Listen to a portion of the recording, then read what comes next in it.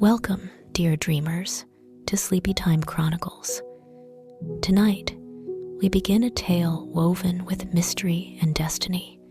It is the story of Cécile, a girl born in sorrow yet raised in love, whose path leads her from a humble forest cottage to the golden halls of a palace. Along the way, she meets friends, faces cruelty, and hears a prophecy that will shape her fate. With every whisper of the wind and every flicker of firelight, her journey grows deeper, carrying us into a world of secrets, horses, and hidden hearts. Let your eyes grow heavy, let your breathing soften, and drift with Cécile into the beginning of her enchanted adventure. Chapter 1. The Count's Daughter. Once upon a time, in a cottage in the middle of the woods, a baby girl was born to a count and his wife. The couple had been out riding when the countess fell off her horse. They rushed into the little house, the only sign of civilization for miles around, in an effort to save both lives. The baby was delivered safely, but her mother did not survive. The count was so grief-stricken, he could not bear to see the child who had been the cause of his beloved wife's death. He forced her upon the owners of the cottage, an older couple with no children, who raised the child as their own. And that is how my name came to be Cécile Adélaïde Pierpont, instead of Cécile Adélaïde Lévesque, as it ought to have been. The Pierponts were not wealthy, but they were kind and loving. Georges, whom I still call Papa, even though I now know better, was a woodcutter, and his wife Virginie kept house, prepared food, and looked after me. I had no other little girls to play with, as we lived in the middle of the forest, so my friends were the frogs, the birds, Papa's dog-eared, tatty books, and most of all, my chestnut-colored horse Felix, whom I was barely old enough to ride without Papa, but who was mine all the same. When I was nearing 8, Papa and Maman decided that it could not be healthy for a child to be so secluded, and we moved to the city. Papa got a job in the royal palace as a butler, and Maman was quickly hired as a cook there as well. We tearfully sold Felix, packed up our few possessions, and moved into the servants' quarters of the palace. The change was drastic. I missed the woods and hated the bustle of town. Everything was too noisy and smelly. The other servants' children laughed at me for my wild nature, and I had even fewer friends than before. I was constantly unhappy and cried myself to sleep for weeks, longing for the cottage. One day, when we had been at the palace about 2 weeks, I ran away to the gardens and sat there reading for hours, pretending I was home again in my forest. "What are you doing?" a boy said. I jumped. "You frightened me," I replied, standing up quickly.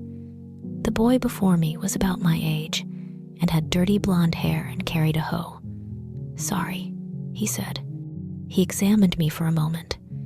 I dusted off my dress, knowing I must look to him like a wild creature. "I'm Elaine. Who are you?" "Cécile," I replied. "Oh, all right. Did you know you've got grass in your hair?" "Yes," I said stubbornly, as I blushingly plucked out a piece from my straight, mouse-brown hair. He turned around and left. Alain and his older sister, Sophie, became my friends. Alain was a very straightforward person, as our first meeting betrayed. Sophie was a bossy girl of 9 3/4, who had all the answers. She was probably friends with an outcast like me, because no one else would stand her. And Alain followed wherever his sister led. Sophie worked in the kitchen, and when Maman discovered we were friends, she insisted I work in the kitchen as well. At home, I hadn't minded cooking. There had been only 3 mouths to feed. Vegetables, bread, and a little meat had held us just fine. But at the palace, there was much to learn. I had to learn to make desserts and fine tea and carry food without spilling it. It was tedious, boring work, and I hated being stuck in the hot kitchen when the weather was lovely. And even worse than being scolded for daydreaming was listening to Sophie drone on and on about the Queen's gowns or the extensive royal silver collection. To my surprise, we saw little of the royal family themselves, the king, the queen, and their only son, though we worked in their home. The queen was often confined to her room due to her poor health, and I saw King Henri only when he was coming or going in his carriage. Once in a while, however, the prince made his presence quite known. He was 2 or 3 years older than I was, and had a terrible temper because he had been spoiled his whole life. When having one of his tantrums, he could be heard screaming from anywhere in the palace, and probably outside as well. You'd think the brat was being forced to live in this horrible place, the maids would say sarcastically, taking a silver tray out the swinging kitchen door. At 9 years old, it's past time they started telling him to act like a man instead of a baby. His tutors would grumble as they left the palace, never to return again. I remember the very first time I saw him, only a few weeks after we'd come to live at the palace. "Who are you?" he said gruffly from the staircase. "I haven't seen you around here before." I turned around. "Me? I'm Cécile." I surveyed him. He was an ugly boy with dark hair, a face pinched from years of frowning, and sallow skin, though he was dressed in the finest clothes I'd seen. "Who are you? How dare you?" he demanded. "You don't know that I am Prince Étienne?" "I beg your pardon, Your Highness," I said quietly with a curtsy. "I didn't know." "Well, now you do know," he said in a commanding tone, turning around and stomping up the stairs. "Please excuse me, Your Highness," I said, and left the room to find my friends. When I asked her about him, Sophie explained, "He's always been that way. He's just a very unpleasant boy, and there's nothing his parents or any of his nurses or governesses or tutors have ever been able to do about it. They've even brought in doctors and apothecaries and witches, but nothing helps." "They have not brought in witches," Elaine said. "Have too. I've seen them," Sophie snapped in her know-it-all way. "You're lying," Elaine said. "There's not even such thing as a witch." "There is too. I think," I interrupted, "that he's just lonely." The pair stared at me for a second, Elaine looking unconvinced, and Sophie looking like she was thinking. "Mon Dieu, Cécile, you are without doubt the most idiotic person ever to walk the earth." "Maybe he needs a friend," I ventured. "Maybe," Sophie replied with a smirk, "but it won't be me." Elaine shrugged. "I don't think I would get lonely with such a fine horse as his," he said. I sighed inwardly. Elaine was kind, and it was certainly nice to have a friend, but he was so simple. He was a year older than I was, but to me it seemed as though he acted a year younger, or more. He was content to spend his days in the gardens, helping his father, and playing with Sophie, not questioning or wondering, while I was constantly bored by the monotonous life at the palace. For a while, my books and my thoughts were my only escape. I missed home, the forest, Felix, perhaps Felix the most. After Maman let me go from the kitchens one day, I snuck over to the royal stables. The stables were magnificent. Beautiful horses of every breed and color filled aisles of stalls. They all had wonderful names, like Oberon and Adelante and Ludovic, and ones I didn't even know how to pronounce. "Well, hello there," a huge man said, coming up next to me. "How do you like the horses?" I must have looked frightened, because he smiled in an amused way. "They're beautiful, sir," I said quickly, craning my neck to look up at him. He was the tallest man I had ever seen. He reached his hand in Ludovic's stall and patted him. "They are," he agreed. "Are you a horse lover, miss?" "Yes," I think they're some of the best things in the world, I replied shyly. Glad to know you then, little one. The name's Germain, he said, offering me a huge calloused hand. I train the horses here, and I'm the farrier as well. I took it, biting my lip. I'm Cécile. Cécile, you say? Do you know that you share your name with my little sister? Really, sir, I said, still slightly scared of him. Somehow I could not imagine such an enormous man having a little sister. Yes, he smiled. Tell me, Cécile, have you ridden a horse before? Oh, yes, I replied. I used to have one. His name was Felix, but we had to sell him when we moved here. I am sorry, Germain said, looking sincere. The loss of any horse is a terrible thing indeed.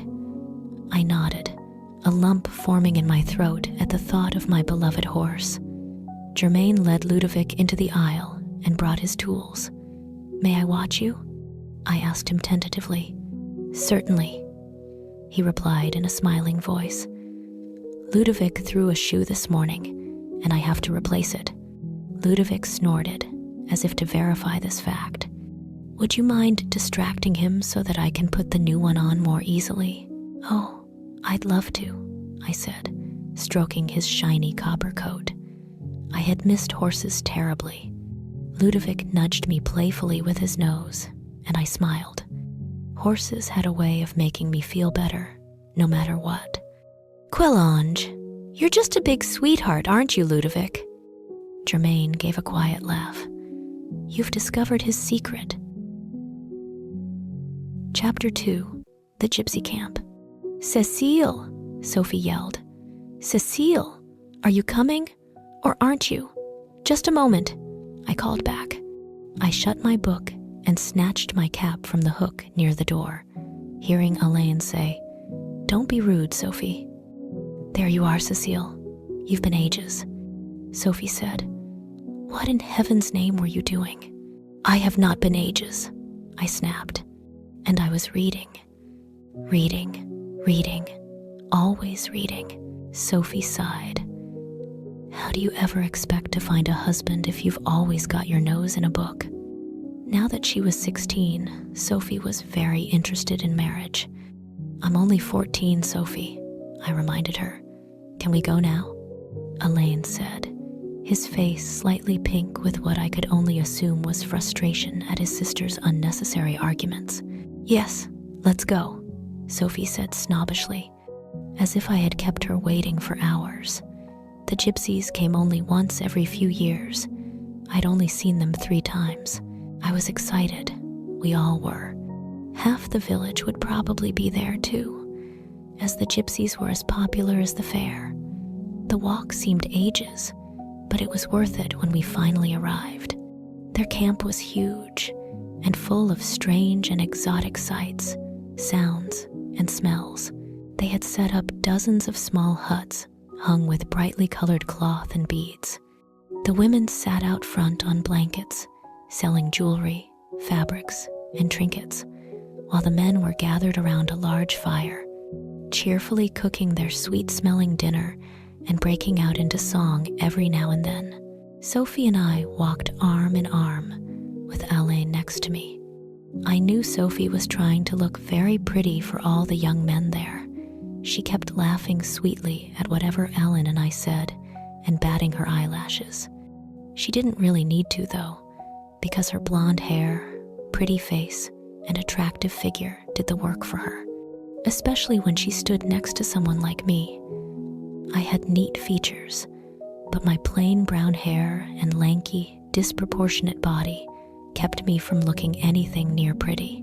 Oh, look at this beautiful cloth, Sophie said, holding a measure of floaty pink material. Isn't it just lovely? Don't you wish you could live in this all the time? I shot Alain a look of annoyance, but he didn't catch it. Sophie did, though. Though of course you're too immature to understand, she said, her smile turning syrupy and fake. She normally would have just yelled at me, but as she was in public and trying to impress everyone around her, she spoke to me with quiet disdain instead. She stalked on to another blanket, where 3 young girls were selling dainty gold necklaces. "That is lovely," I said softly, picking one up. "Mustn't touch, Cécile," Sophie said in her new, cruelly kind voice. Taking it from my hands, children are not to handle such precious things. She put it around her own neck and looked at herself in the mirror the gypsy girls had hung. "How much for this divine pendant?"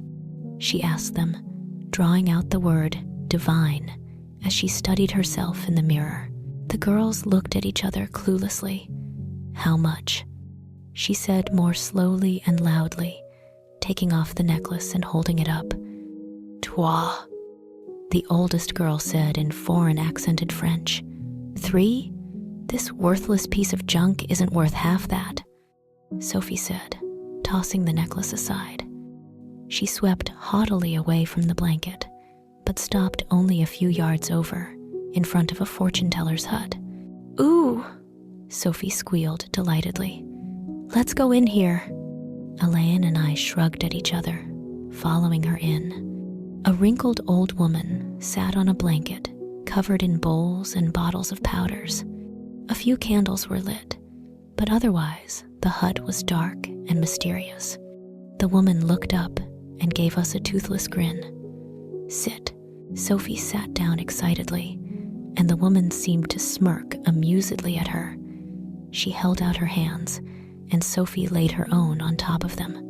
I smiled inwardly at her enthusiasm. The old woman stared down at it.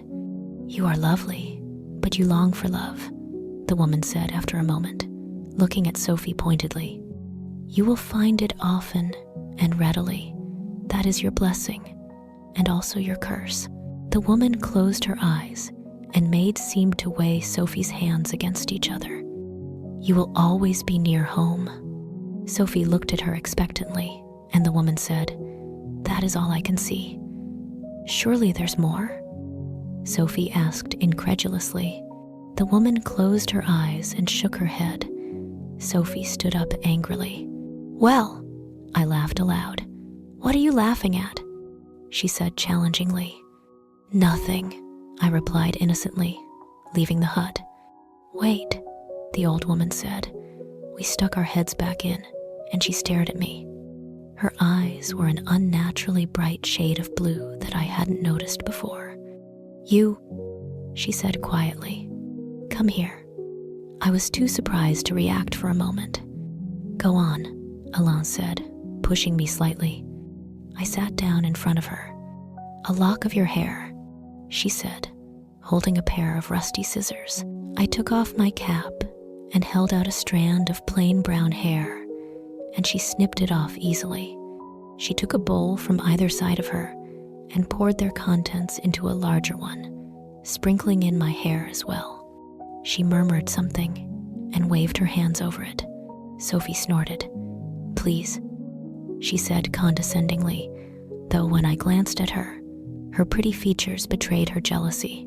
Suddenly, the woman looked up at me, her eyes locking with mine.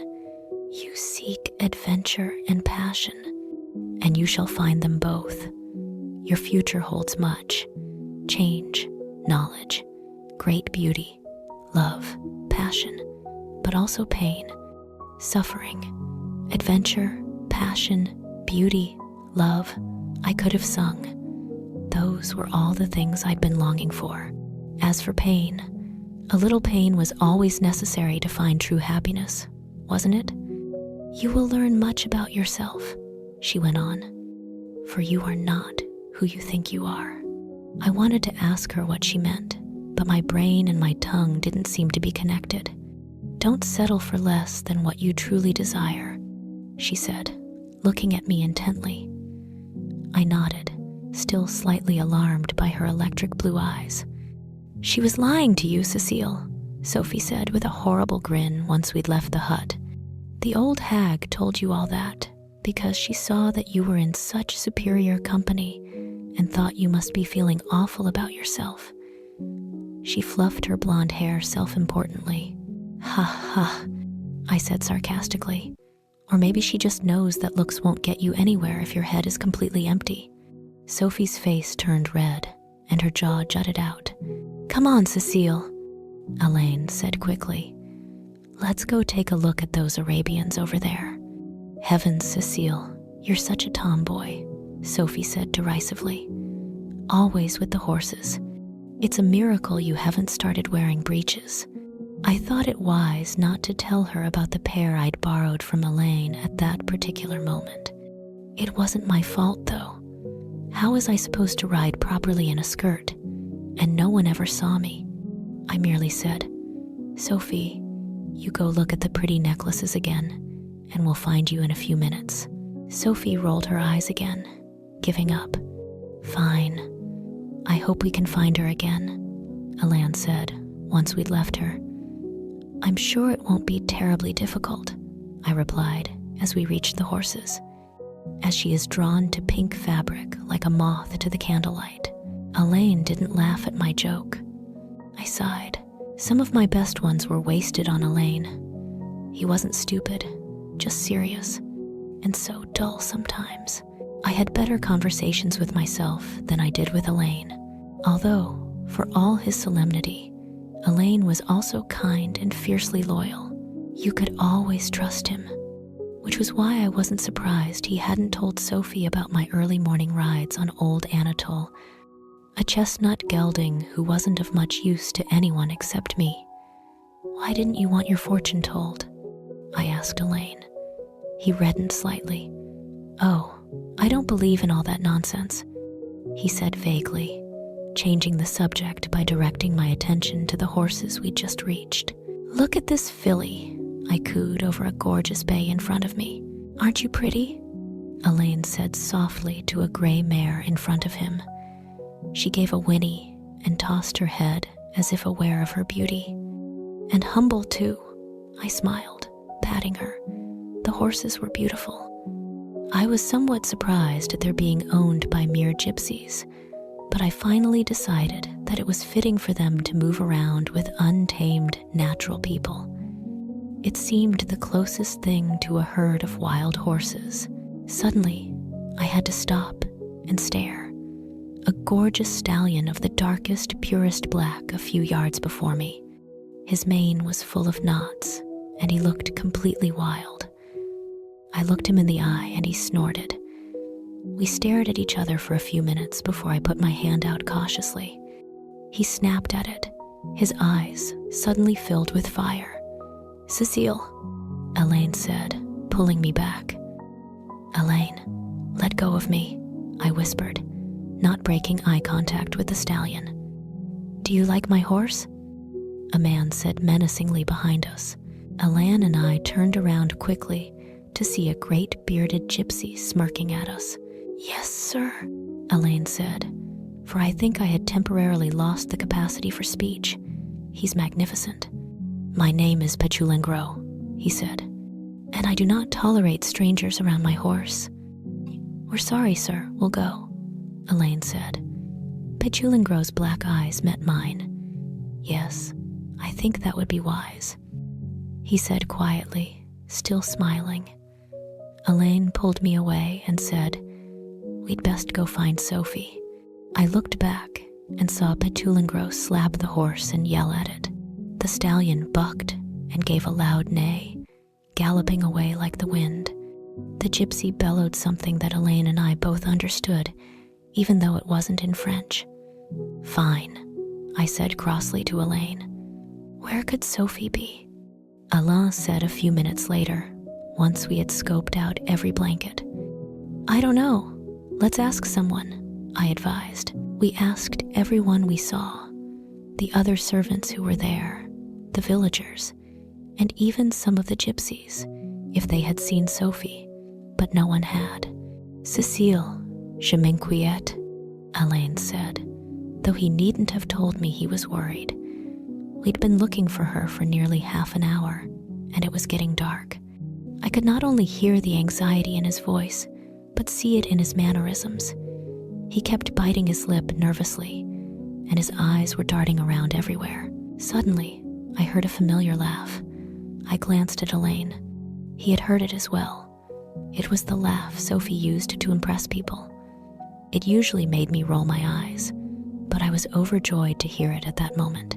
We looked around, weaving through the nearby huts until we saw her. She was standing by a lantern behind one of the huts with a handsome gypsy boy of about her own age who was looking at her with a kind of ravenous affection that she was clearly enjoying. They were standing very close to each other, and I felt my cheeks heat up at the sight of them. "Sophie, there you are," Elaine said loudly. "We've been looking all over for you." "Oh, hello, Elaine," she said coolly. "Hello, Cécile." We glanced at the gypsy, who was looking uncomfortable. Sophie followed our eyes. "Oh," she added, as though she'd forgotten. "This is Emilian. Emilian, this is my brother and his friend." I noticed she didn't say "our friend" and was slightly hurt. The boy nodded at us, looking down and running a hand through his curly black hair. Elaine frowned slightly. "Come on, Sophie, we're going now." "Don't be silly, Elaine," Sophie said dismissively. "I'm in the middle of a conversation. You should probably go with your brother," Emilian said with an accent. "I'm sure I will meet you again."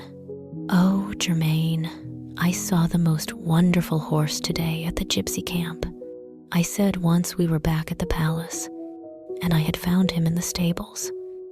"Did you?" he said, just finishing putting a shoe on a lovely chestnut mare called Titania. "What did he look like?" "He was black like night. No, like coal. No, blacker. More like, well, I'm not sure, but I've never seen anything so dark," I said excitedly, talking a mile a minute. He was so elegant and regal, but his mane was full of knots, and he looked absolutely wild too. But it wasn't only how he looked, it was how he acted. He was fiery and powerful and frightening. And oh, Germaine, I'd give anything to have him for my own. I had to stop for breath. Germaine chuckled, pushing his gray-streaked hair away from his face. "I see you've truly fallen in love with a horse for the first time." I grinned. "Oh, if you had only been there, Germaine, you'd have seen he was magnificent." "I don't doubt it. But he's a gypsy horse. He's far too wild for you," Germaine said, standing up and patting Titania affectionately. "I'd train him," I said quickly. "I know it would be difficult, but I could do it." He raised an eyebrow at me. "Don't look at me that way. I've helped you train the yearlings since I was 9. And remember Marceline? She was spirited too. I helped with her more than all the stable boys put together." "That is true. But you'd turn a magnificent charger like that into a mere pet?" Germaine teased, looking down at me. I frowned, stroking Titania's muzzle absently. "I suppose you're right," I said unhappily. "I would never be able to give him the life he needs." Germaine put a huge arm around my shoulder. There, don't fret," he said. "There will be other horses. What else happened at the camp?" I smiled sheepishly. "Oh, I forgot to tell you. We lost Sophie for a while, but then we found her." I looked away, biting my lip and wondering if I should tell Germaine about the gypsy boy. "You lost Sophie, and you've been worrying about a horse you'll never be able to have," he said with mock disapproval. It slipped my mind, I suppose. I grinned. I didn't need to say anything about Emilian. Even Sophie herself had probably forgotten him already. When I went to the stables the next morning, Germaine wouldn't stop smiling at me. When I asked him what was the matter, he shook his head, still smiling, and gestured for me to follow him. He led me down one of the aisles to the back of the barn. There, in the very last stall, was the black stallion. "Oh, Germaine," I said excitedly, struggling to keep from disturbing the horses by shouting. "However did you manage it?" "It wasn't me," he said simply. "It was Prince Étienne." He went to the gypsy camp last night and demanded it. He paid the gypsy nearly 100 gold pieces for it, I'm told," he added, lowering his voice. 100! Monday Jew. Though his spoiled nature has come in useful, I remarked. "I just knew it had to be the one you were talking about," Germaine said. "It was quite a time getting him over here, though. I'll tell you that much. The thing's as stubborn as an ass. Bit through a harness, kicked in 2 stalls, and nearly gave the new stable hand Jean-Paul a broken ankle." Germaine glanced at the horse incredulously. "A harness, I ask you. A leather harness." I looked in the stall, and the stallion glared at me again. "Yes," I said. "He's got a mind of his own." Germaine looked at me for a moment before saying slowly, "You know, Cécile, he doesn't belong to you." "I know," I said. "What I mean is, just because I pretend not to notice when you steal a ride on old Anatole every now and again, doesn't mean I'll do the same with him.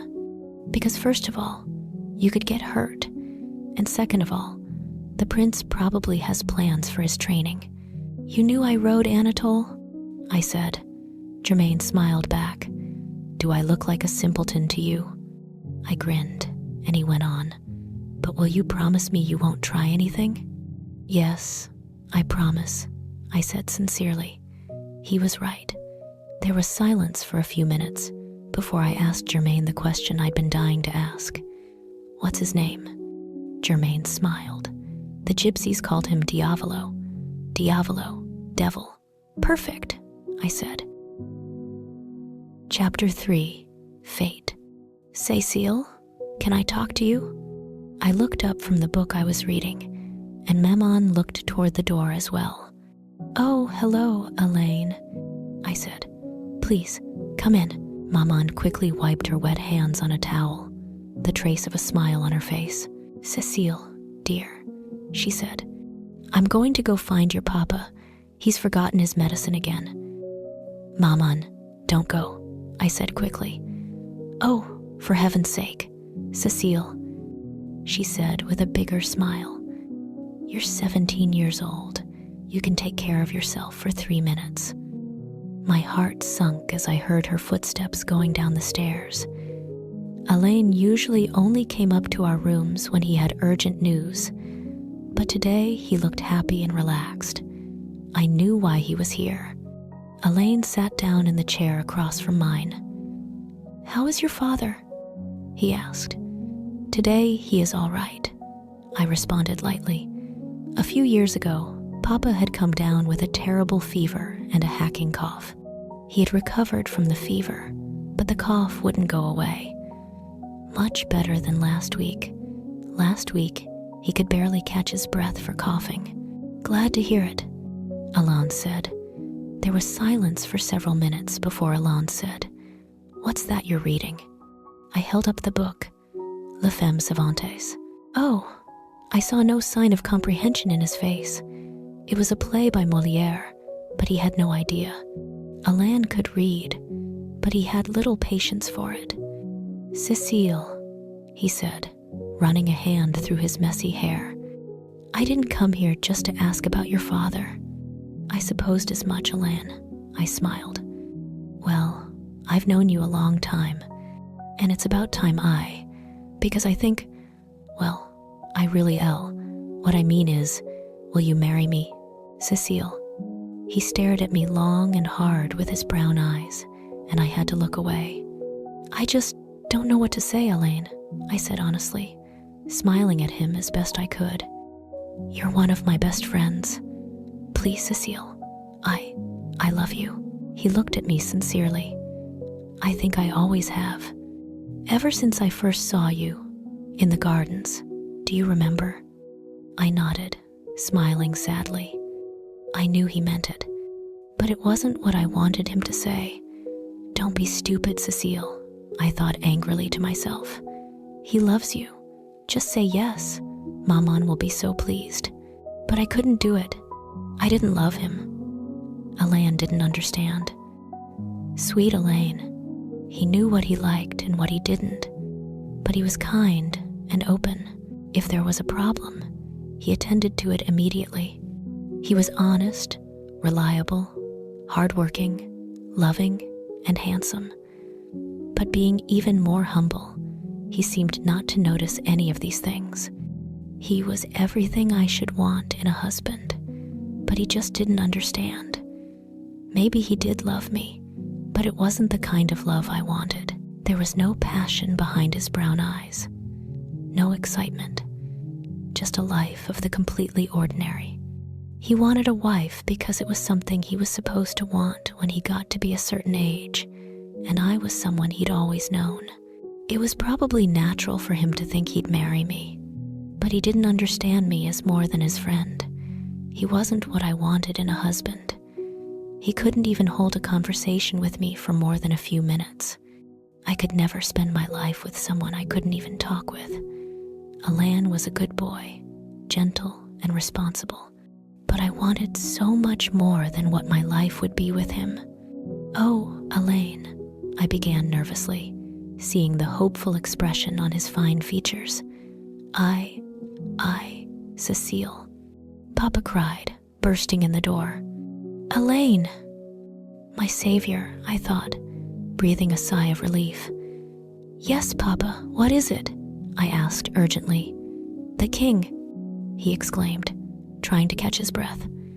"King Henri dead." Alain and I looked to each other with expressions of alarm. "Dead?" Alain repeated. "Murdered in his carriage," Papa panted.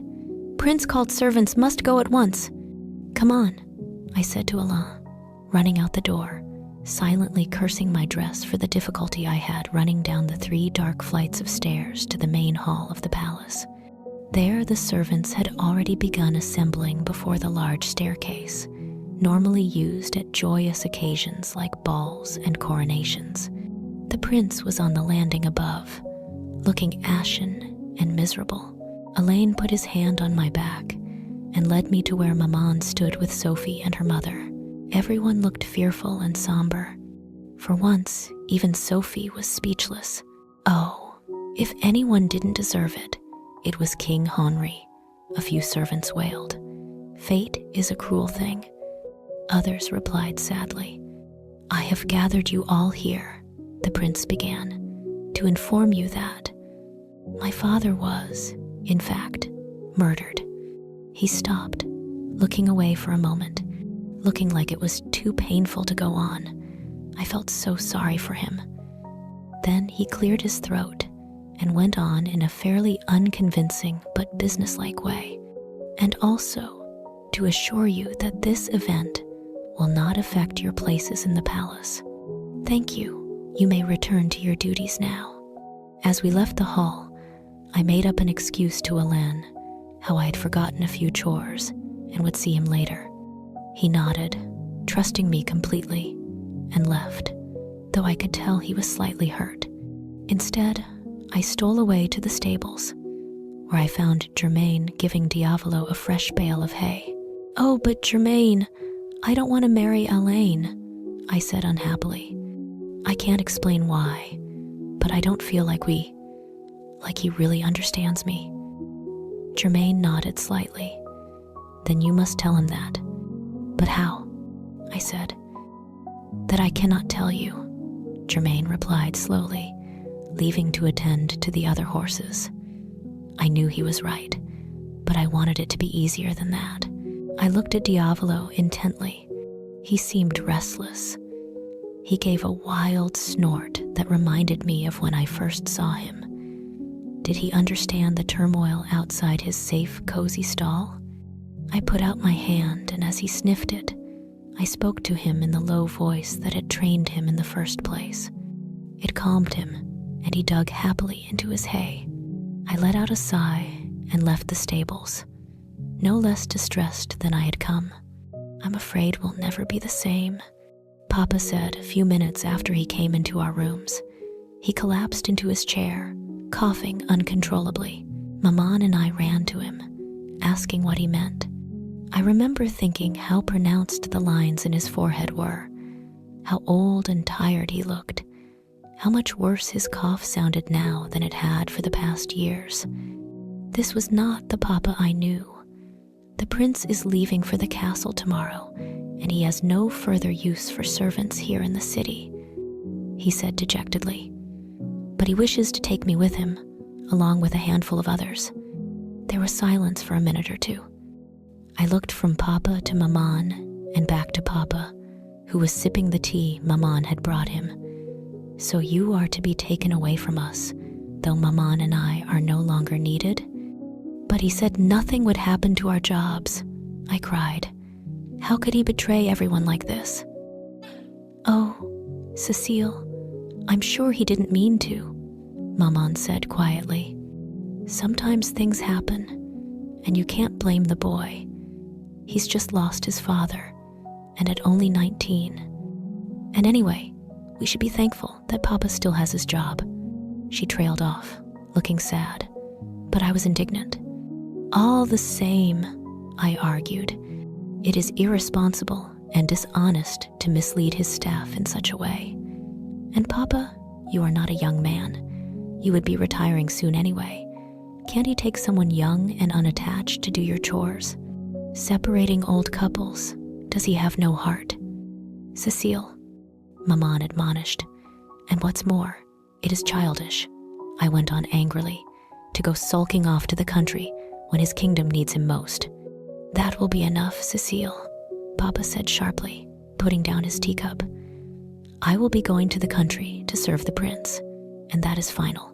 We must each do what is required of us. I can't let you do it. I won't, I exclaimed, grabbing a shawl and heading out the door. Cécile, where are you going? Maman called. To make the prince see reason, I shouted back.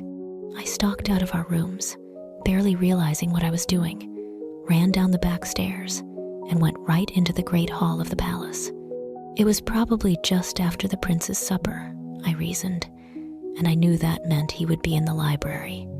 I knocked on the door, and one of the maids, Mathilde, opened it a crack. Yes, Cécile, what is it? She whispered. I need to see the prince, I said firmly. Not now, dear, she said, looking around warily. He's under a great deal of stress, I'm afraid. And who is it? I heard a voice say from behind Mathilde. No one, Your Highness. Just one of the kitchen maids. She's just a bit confused. Mathilde lied. Let her in, the prince said, sounding defeated. Yes, Your Highness, Mathilde said. She raised an eyebrow at me, but opened the door, and I stepped inside. The prince was leaning against the mantelpiece, staring into the fire as he massaged a temple. I suddenly felt horribly guilty about troubling him. You may go now, the prince said gruffly to Mathilde. Yes, Your Highness, she replied, curtsying and leaving. I suppose you've come to attack me about leaving, he sighed after Mathilde had gone. He looked at me pointedly. He, like Papa, looked tired. He was pale. His hair and clothes were disheveled, and he had dark circles under his eyes. No, Your Highness, I fibbed. He gave a forced chuckle. Don't lie to me. All right, I said cautiously. I did come here to ask you to stay, but now I see that I am to be pitied. He supplied sarcastically. That you shouldn't bother a poor morning boy like me? I said nothing. He gave me a horrible smirk. Well, I'm glad you've realized, he continued more loudly, that I am doing the best I can for my kingdom. The best you can, Your Highness, I said boldly, before I could think. The best you can do for your kingdom is to stay here and reassure your people that the royal family is as dedicated and responsible and concerned as ever. I don't recall asking your advice, he bellowed at me. You are a maid, not a queen. If I need your guidance, I shall ask you for it. You don't have to ask, because I'm giving it anyway, I cried, deciding that I was for it anyway and had better make my point. How dare you? The prince shouted. Do you value your place here? I no longer have a place here, sire, as you've decided to fire everyone in the palace. What? Would you have me keep them here, cooking and cleaning for no one? Whose beds would they make? Whose gardens would they weed? Whose horses would they groom? It is senseless, a waste of the people's taxes. And anyway, if you are so concerned about everyone being jobless, you should know that I am taking some of my staff with me, he argued. I know, my father is going, but not my mother and I said. Does it not affect you to know that you are breaking up families just because one member may be particularly useful to you? Did my father's murderer not care that he was breaking up a family just because he hated someone's politics? The prince challenged. Sire, that is different. No, it is exactly the same, he burst out. Do you not see that? We glared at each other for a moment, breathing heavily. He was being completely irrational, but my life could be on the line if I upset him anymore. Your Highness, I began more quietly, it is unfair of you to punish your servants this way. Those who are young could get work elsewhere, but the older ones rely on this income. If you are going to dismiss them, at least give them something in return that would get them through their old age. Or at least consider taking more of them with why. I plan on compensating those I do not take with me, but it is ridiculous to think that I could bring everyone from the city to the castle. He interrupted loudly again. The castle already has plenty of servants. I have no need for more than a few. As for your father, I have need of his services, but you can't separate him from Mammon. I understand he is helpful, but please, don't break up an ailing old man and his wife. I begged. I need someone, he bellowed. Take me instead, then, I blurted out. I am young and well and could do his chores. The prince paused, then said quietly, You would do that for your father? Of course, I said, without hesitation. He was silent for a moment, then let out a sigh. Very well, then, he said slowly. I will let you come in place of your father. I smiled. Thank you, Your Highness. That is generous of you. Now get out of my sight, he snapped, waving a hand at me. Only you? A disbelieving papa said a few moments later, when I had related to him our discussion, omitting the fact that I had actually shouted at royalty. Well, I won't let you do it, Cécile.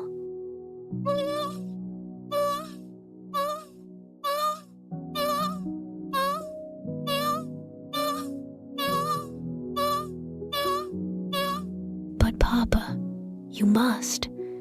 I worked so hard to get him to agree. I just couldn't. I'm sorry, Cécile. You're not going. I am, and that is final. Papa, you are sick.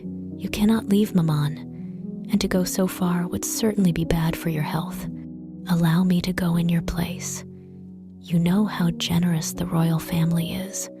I will be in good hands, and so will you. I finished, gesturing at Maman. You are only a child, Cécile, Maman began. I shall be 18 in a few weeks' time, I interrupted. That hardly makes me a child. This is preposterous. Stop being so stub, Papa began.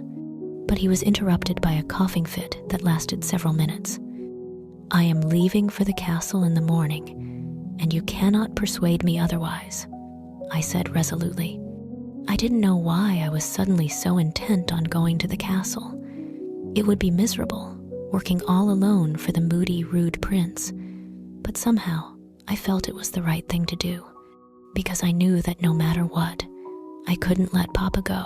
What about Elaine? Maman said quietly. Papa looked at her. What about Elaine? Elaine made me an offer of marriage today. I sighed, looking away into the fire. And, Papa said softly, did you accept him?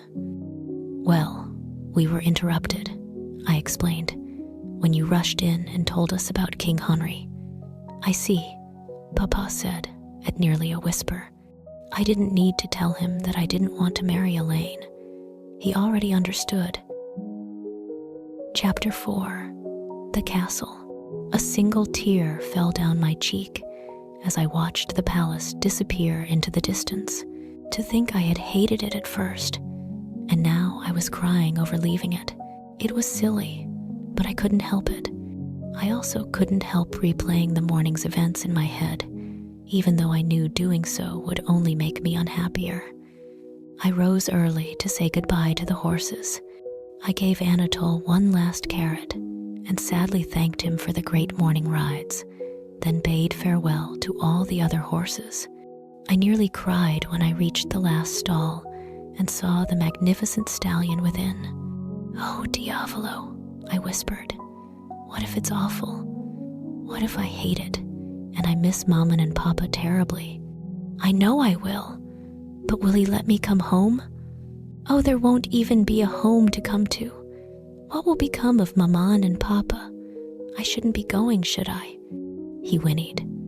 "A lot of help you are," I sniffled, on the verge of tears. He nudged me with his muzzle, and I burst into tears. "One thing's for certain," I sobbed, rubbing his nose. "I'm never going to see you again." "What's all this pessimism?" a jolly voice said. Germaine was standing behind me, smiling. I wiped my cheek. "What?" "It's the truth.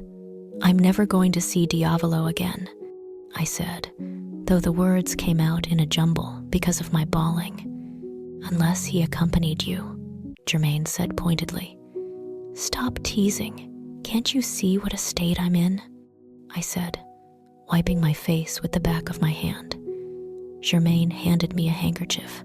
"I'm not teasing, Cécile," he said, looking amused. I said dismissively, "Stop it, Germaine. I'm not in the mood."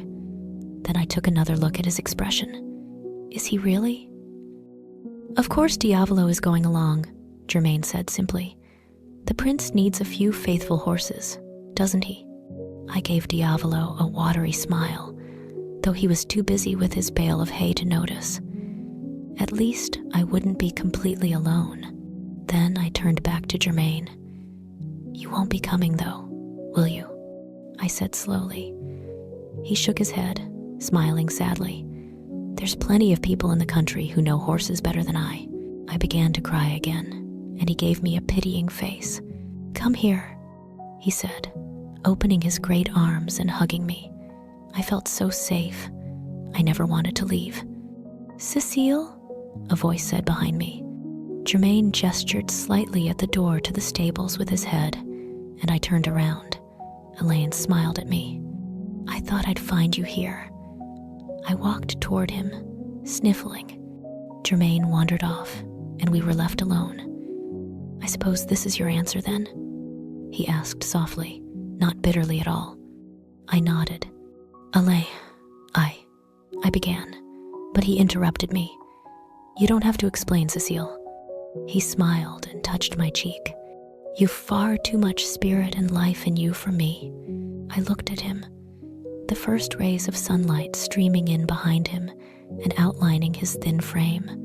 Tears streamed down my cheeks for a moment before I threw my arms around him. "But where are you going?" I said through my tears. "You can't live here anymore." "To town," Elaine replied. "I'm sure I'll be able to find some work there." He looked me straight in the eye for a moment. "Remember when we went to the gypsy camp? What that old fortune teller said?" I nodded, wiping my eyes as we broke apart, vaguely recalling the old woman's words. "Then don't cry. This is your time to find adventure." "I know it is." He looked down at me and kissed my forehead. "I will miss you, Cécile. I'll miss you too." I sobbed. "You've got to go now," Elaine said. "The carriage will be leaving soon." I said a long, tearful goodbye to Sophie, and I could barely look at Mama and Papa as the carriage pulled away without wanting to jump out and run back. I looked away from the palace. The carriage bumped along happily, and the spring flowers were blooming, both completely oblivious of my feelings. A moment or so passed before I noticed that in the seat across from mine, Madame Langlois, the housekeeper, was staring at me. I wiped my face, embarrassed that she had been watching me weep. Madame Langlois was a cold, calculating woman whom I had never liked, even though she had never really ordered me around when I was a mere cook's helper. But now that I would be serving in the entire castle instead of just staying in the kitchen, Papa had warned me of her hawk-like eyes, always watching for anything out of place. Even now, she was looking maliciously at my face, which was probably blotchy and tear-stained. I looked at the small bag of food in my lap and decided to have a bun. I reluctantly offered them to the other passengers. Messieurs Dallaire and Aucoin declined politely, but Madame Langlois accepted. Typical, I thought, as I passed her one with a smile much more friendly than she deserved. She had once made Papa work late into the night and pay 3 times the actual worth of a dish he had broken when a clumsy maid ran into him. I shuddered to think what she had done to the poor maid. I sighed. I missed Papa already, and Maman, and Germaine, Elaine, and Sophie. Leaving them was much harder than I had expected, and I had expected it to be terrible. My stomach churned, though the sharp turn the carriage had just taken had nothing to do with it. But maybe Elaine was right. I had completely forgotten about the gypsy woman. What was it she had said? Something about adventure and love. Maybe I should see this as an opportunity, I considered. After all, I had never been away from the palace, and something interesting was bound to happen to me, wasn't it? And the gypsy had been right before, in her assessment of Sophie. She had had many a beau over the past few years, the most recent called Christophe. My mind spinning, I fell asleep. Mademoiselle Pierpont, a sharp voice said, and my head snapped up. Madame Langlois was smirking at me. I felt my face turn bright red and sat up straight. "We're nearing the castle," she said. "Thank you," I replied. The carriage turned down a cobblestone drive, and we were jostled up and down. One more turn, and the castle came into view, looming in the distance. I exhaled softly. This was my new home. Chapter 5. Legacies. I awoke the next morning to the crowing of a rooster. Yawning feebly, I got up off my pallet and dressed myself in the dark. Madame Langlois had informed the servants that she wanted us to begin work at daybreak. I ate a simple meal in the kitchen, then began my duties. I lit all the fireplaces upstairs, quite a task, as there were at least 20 rooms in the enormous old castle. Then Madame Langlois bade me mop all the staircases. I was then instructed to beat the dust out of the curtains in the bedrooms, a job for at least 3 which I had to do alone. Then I set about scrubbing the floors in the main hall. I was not given leave to stop for lunch, so I worked straight until dinner, which consisted of thin soup and stale bread. And it only got worse, though I was by no means the only one suffering. All the maids, cooks, butlers, and gardeners felt the wrath of Madame Langlois, the former, more lenient housekeeper, having been dismissed at the prince's arrival in the country. Every job, according to her, was done poorly or too slowly, and we labored from dawn till dusk. There was word from town that taxes were sky-high. Apparently, the entire kingdom was having to endure these hardships. Soon after we arrived, I was told to take the prince his afternoon tea. I confess at the time I would much rather have polished the silver all over again, but I did as I had been told.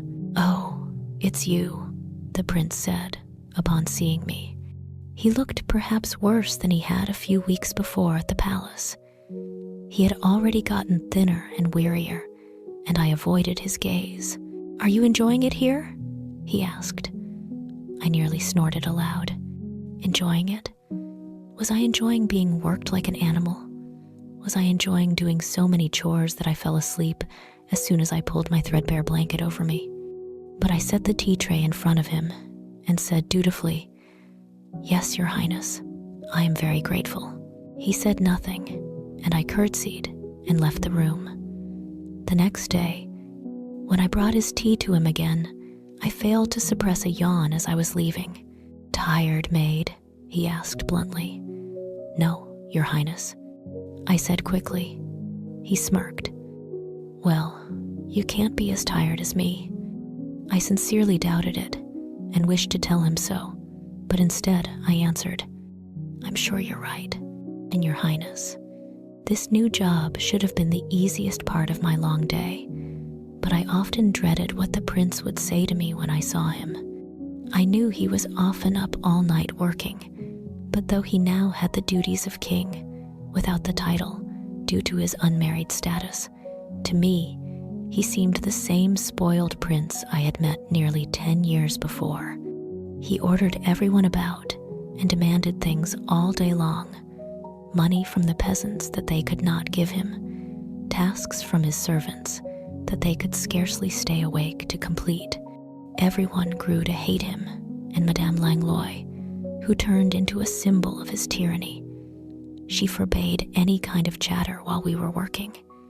Any shirking of chores resulted in severe punishment. Apparently, she thought that the castle needed to be spotless to reduce the number of problems plaguing the prince. I became thinner and paler, and my hair darkened from working inside all day long. The few books I had brought gathered dust next to my bed. I hadn't seen Diavolo in weeks, though I'd promised myself I would visit him faithfully. I missed my family dearly and had terrible dreams at night. I took the prince tea every day, and he was always sure to offer me a few callous remarks about how much he was suffering. The first time I truly felt sorry for him, though, was when I walked in on him examining a lovely gold ring. "Is this pretty?" he said to me. "Why, yes, Your Highness, it is," I said, slightly puzzled. "I don't think it very pretty," he answered. "It should be, but I suppose when a thing has a certain meaning, it cannot be pretty." "I'm afraid I don't understand, Your Highness," I said quietly, placing his tea on the table. "Of course you don't," I bristled. I may not have had his money, but I was not stupid, and there was no reason for him to say anything so offensive. "You see, maid," he sighed, "my parents gave it to me. I am to give it to my bride." He glanced up at me from where he was reclining on an elegant sofa, then looked back at the ring box in his hand. "But I have no bride. No one would marry a selfish pig like me, and that is why something that should be beautiful has been spoiled, because it reminds me of what a beast I am." I softened my expression. Monday due, I thought. How am I to reply to that? He sighed again at my silence. "Tell me, maid, what is your name?" "Cécile Pierpont, Your Highness." "Cécile, I knew that," he said, squinting slightly as if trying to see something in the distance. Somehow, I did not reply.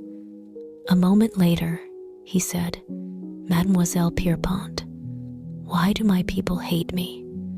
I couldn't believe he would ask me a question like this. I was sure to give an unsatisfactory answer. Then I would be fired, or possibly even beheaded. The prince did have a nasty temper. "They do not hate you, Your Highness," I said with a quivering voice, though it was as sincerely and easily as I could manage. "They are just upset." Would that word be good enough for him? "They are upset over their lack of means," I finished lamely. I fidgeted with my apron. He gave a cold, hard laugh. "They should tell that to my father. It is his fault we are all in this trouble. They wouldn't be so damned poor if it weren't for him." I tried not to stare at him, though I couldn't believe he would speak that way about his own father. "You hate me as well," he said softly. I prayed I wasn't blushing. This was evolving into the strangest conversation I had ever had. But before I had time to deny it, he went on. "Well, I must tell you, if it weren't for these pointless wars my father had gotten us into, I wouldn't have these debts hanging over my head. Yes, he gave the people what they wanted, he continued bitterly. A reason for patriotism, freedom, happiness. Yes, yes. But he was driving the kingdom into the ground, and it is my job to pick up the pieces. If only I had a pretty younger sister to marry off, perhaps I could make some money. He gave a twisted smile and snapped the ring box shut. I would like to leave more than just debts for my own son. So far, I thought wryly, he wasn't doing terribly well with that ambition. The people were poorer than ever, and it seemed unlikely that he would ever find a wife. Leave, he said suddenly, making me jump. I gave a quick curtsy and left the room nervously. I was immediately ordered back to work, and I cleaned windows until Madame Langlois let me go later that night. You think I'm a selfish pig too, don't you? The prince asked me the next day. Of course not, Your Highness, I fibbed. Of course I thought he was a selfish pig. Had he looked out from the safety of his fortress lately? His people were starving while he was comfortable and safe. You're not a good liar, Mademoiselle Pierpont, he said with a smirk. I felt my face heat up and protested, though rather unconvincingly, probably, and left the room as quickly as I could. Later that day, as I did my chores, I wondered whether I did think the prince was a selfish pig or not. Suddenly, I couldn't make up my mind, because he seemed to be two different people at the same time. He was the heartless dictator who ran his household and kingdom with an iron fist and taxed his people into starvation. But he was also the tired, ashen, vulnerable boy, barely a few years older than myself, whom I saw at tea time. The next day, the rains began. It poured for a whole week, as though the heavens were crying for the poor people of the kingdom. The castle was dreary, and without the sunlight, we used up dozens of candles a day just to do our chores. The storm clouds finally lifted, but the mood didn't point. It was as though a spell had been cast on the prince's subjects. They had become somber and lifeless. Even the land itself lost its bloom, the once vibrant green fields and rose gardens turning a dingy brown. I hardly knew the place anymore. Chapter 6, The Thief. I began to lose track of the days. They were all the same anyway. I woke up, had a few bites of bread, did some chores, lowered my eyes as Madame Langlois lectured, did some more chores, took the prince's tea, did more chores yet, ate another meal if I was lucky, and shivered on my pallet for a few moments before drifting into an uneasy sleep. Perhaps every 2 or 3 weeks I would get a day off, which I would spend visiting Diavolo and reading in his stall. I relished my time in the stables.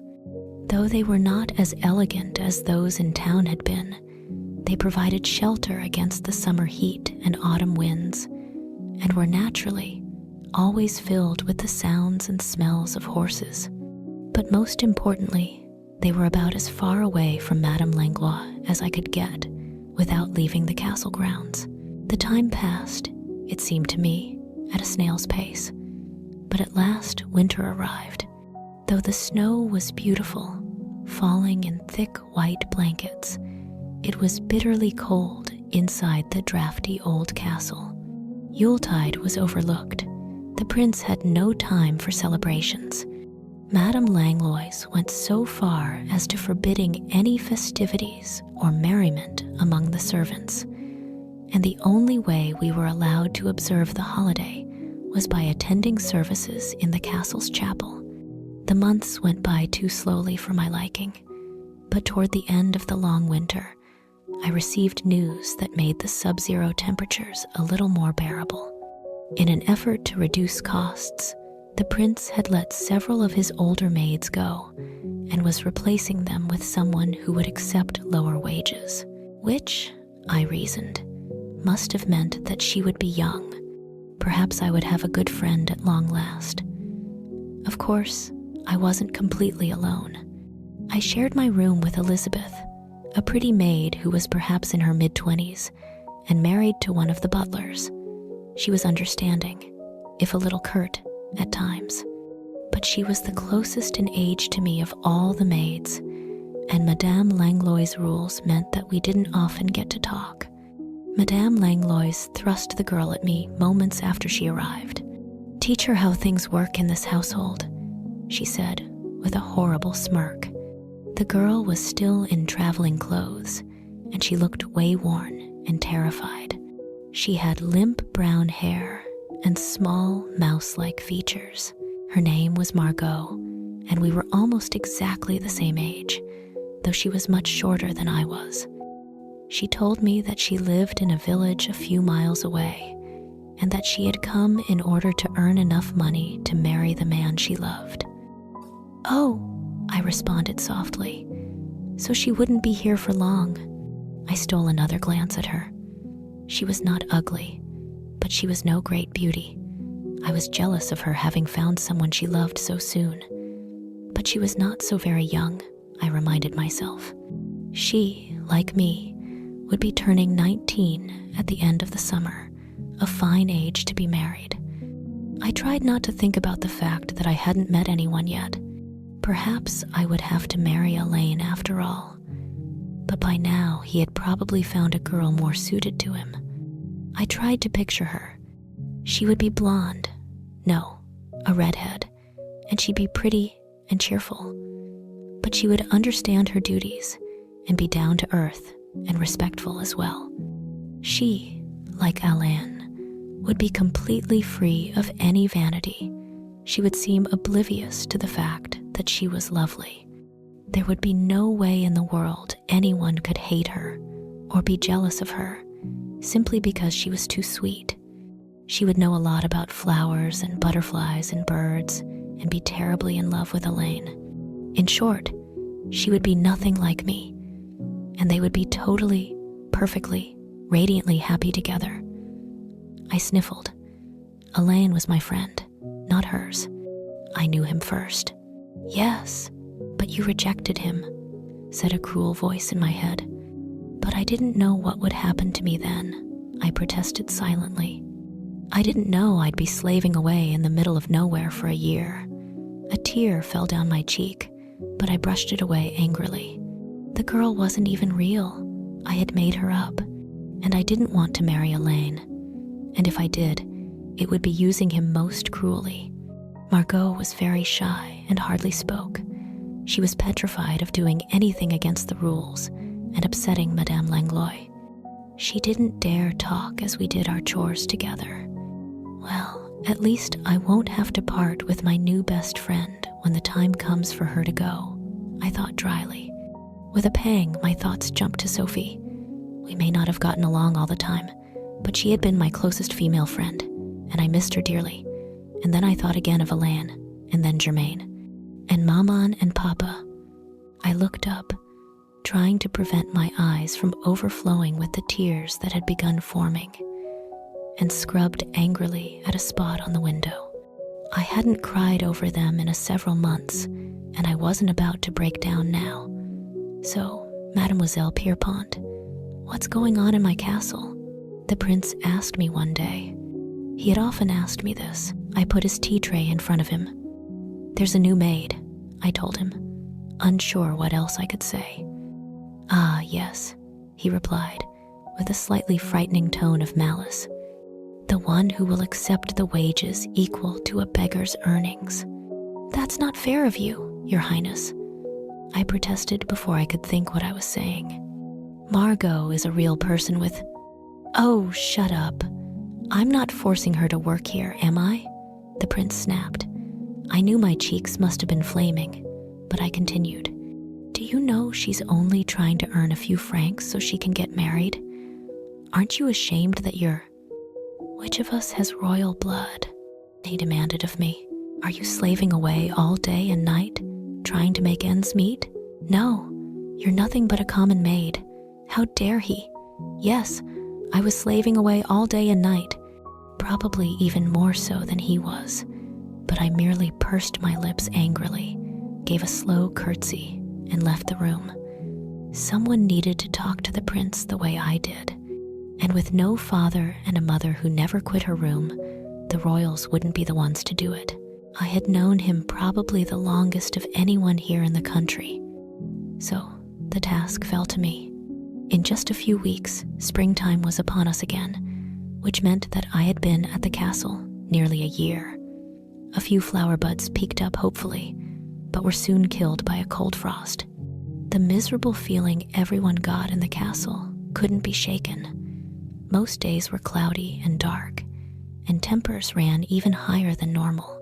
In fact, Margot hadn't even been working at the castle a month when Madame Langlois called anyone who worked inside the castle to the hall. This was sure to be a bad sign. "One of you," Madame Langlois said slowly but cruelly, "has made off with several objects of considerable value." She surveyed us maliciously.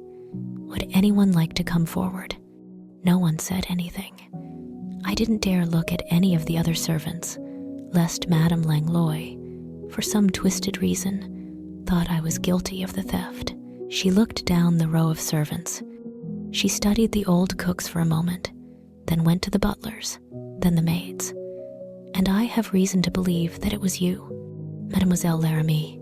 Thunder clapped ominously, and everyone turned to Margot, who was quivering and white as a ghost. "It wasn't me, madame," she stuttered, clearly petrified. Rain began to fall, pattering softly on the window panes at first, but growing more violent with each passing second. "And you, Mademoiselle Pierpont," Madame Langlois said, rounding on me. "It was your duty to watch over her." "She says she didn't do it, madame," I said as respectfully as I could, though the moment the words passed my lips, I wished I had had the sense to hold my tongue. "And you trust this lying little thief? You must be in on it as well," she said accusingly, her shrill voice carrying over the heavy rain outside. "I swear to you, madame, I am not." Madame Langlois seemed ready to explode. "You too," she said, shaking with anger. "You will do double chores for the next month, with no dinner. Now, go do the laundry at the stream. The rest of you are dismissed." "But madame, the rain," Margot squeaked, and though I was thinking the same thing, I nearly slapped her for her foolishness. "The clothes will dirty again in the mud." "Then you'll have to do it twice, won't you?"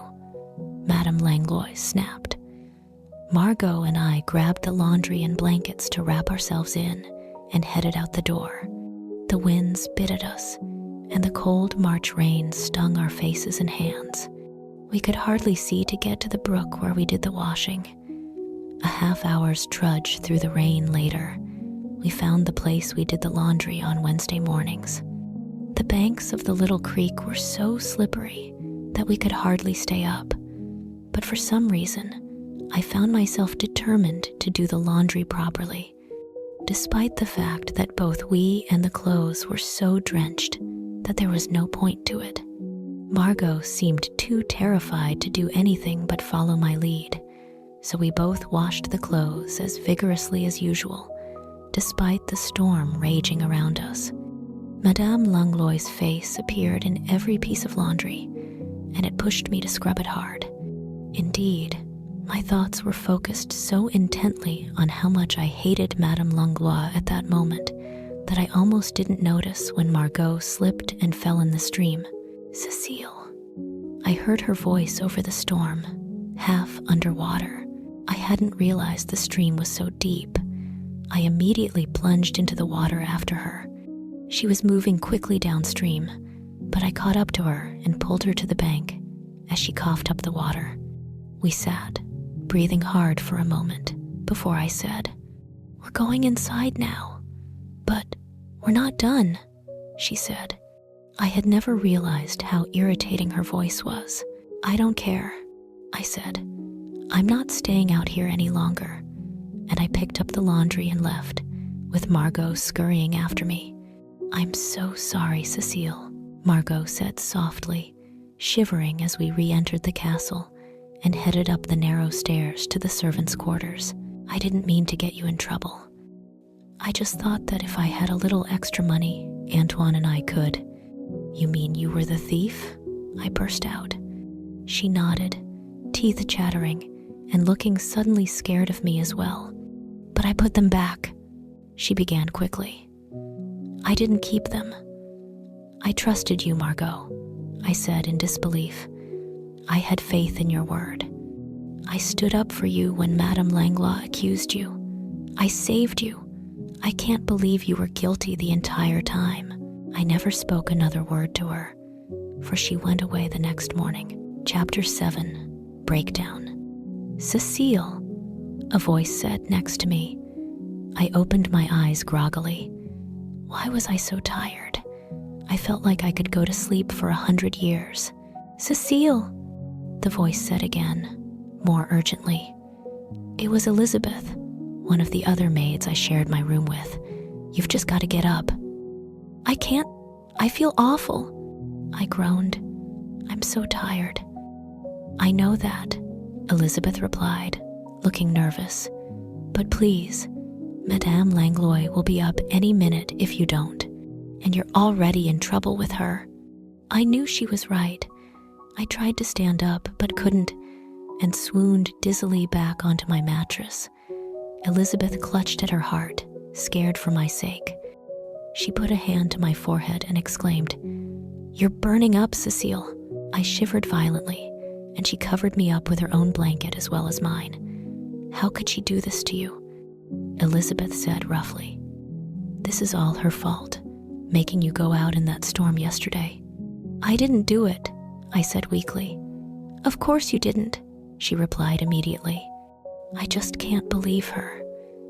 I must have fallen asleep to Elizabeth's grumblings, because the next thing I knew, Madame Langlois was standing next to my bed with her hands on her hips. How dare you? She screeched, and I sat up, trying to ignore the pains in my head. Sunlight was streaming into the small room. You have the audacity to shirk your duties when you've just been punished for your reckless behavior? She didn't do it, I heard Elizabeth say from the doorway. You'll stay out of this if you know what's good for you, Madame Langlois told her nastily. And as for you, you are to get up this instant and wash the windows in the hallway.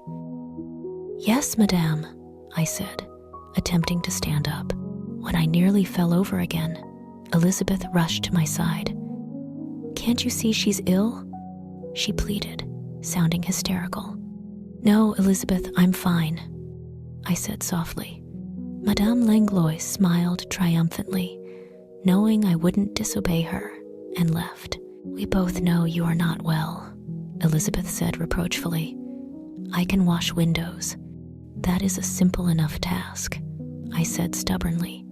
I got dressed as quickly as I could and set off downstairs. 10 minutes later, I found myself doing chores and thinking of what Maman would say. I realized with horror that I didn't know. I couldn't even imagine what she would tell me. Would she say to go to bed? Would she say that it was best that I not anger Madame Langlois even more?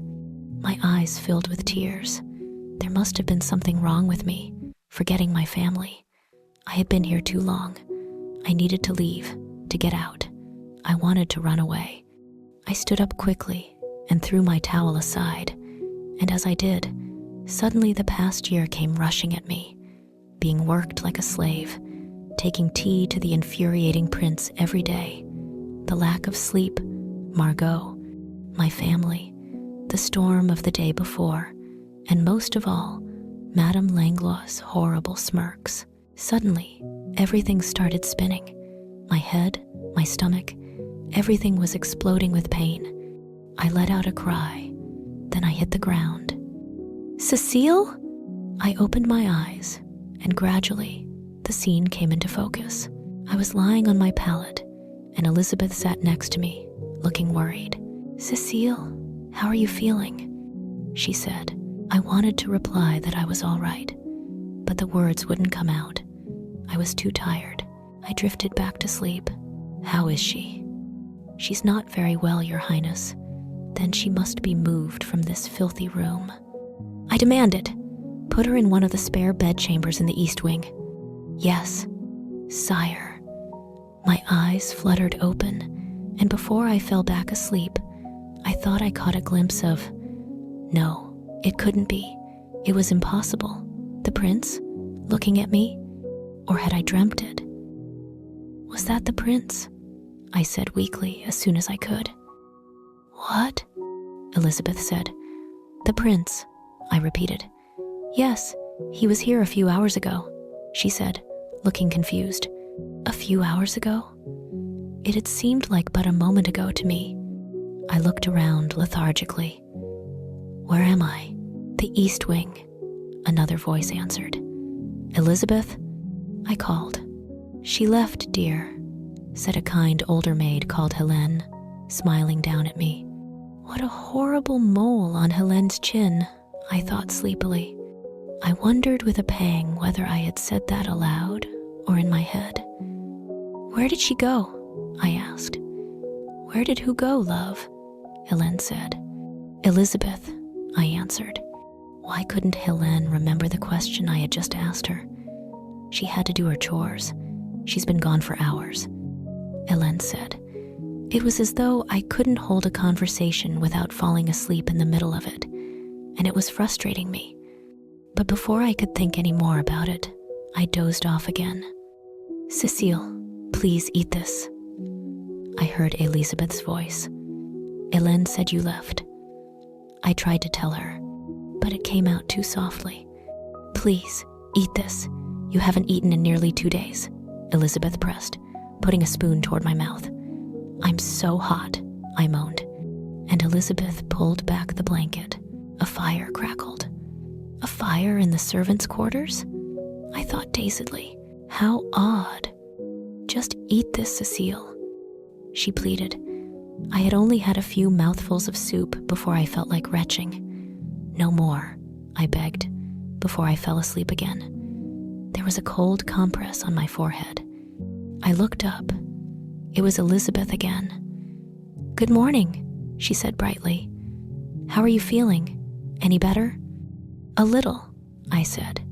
I surveyed my surroundings wearily. Where? The East Wing, remember? I thought about it for a moment before shaking my head. How long have I been here? I asked in a hoarse voice. About a week and a half, Elizabeth replied. She tucked a lock of chestnut hair behind her ear and flipped the towel on my forehead to the cool side. A week and a half? I only remembered snippets.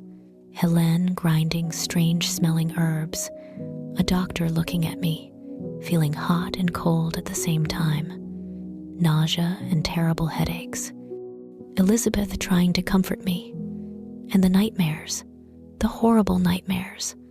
Papa lying in bed as Mama nursed him, Sophie crying, though I didn't know why.